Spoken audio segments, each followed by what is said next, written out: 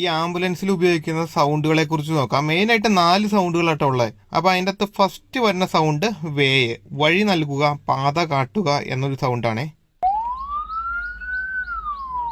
ഇനി നമുക്ക് രണ്ടാമത്തെ സൗണ്ട് നോക്കാം. രണ്ടാമത്തെ സൗണ്ട് ഹെൽപ്പ്, ഗുരുതരാവസ്ഥയിലുള്ള രോഗിയാണ് വണ്ടിക്കകത്തുള്ളത്, വഴി നൽകണം എന്നുള്ളൊരു സൗണ്ടാണ് ഈ വരുന്നത്.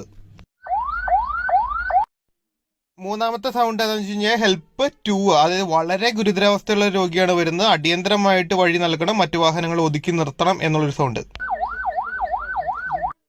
ഇനി നാലാമത്തെ സൗണ്ട് ഹൈ ലോ സൗണ്ട്, ഏത് സമയത്തും ജീവൻ നഷ്ടപ്പെടും. അപ്പോൾ ചെറിയൊരു അശ്രദ്ധ വന്നാൽ പോലും ജീവൻ നഷ്ടപ്പെട്ടു പോകും. അതുകൊണ്ട് എത്രയും വേഗം വഴി കാണിക്കണം എന്നുള്ളൊരു സൗണ്ടാണ് നാലാമത്തെ സൗണ്ട്.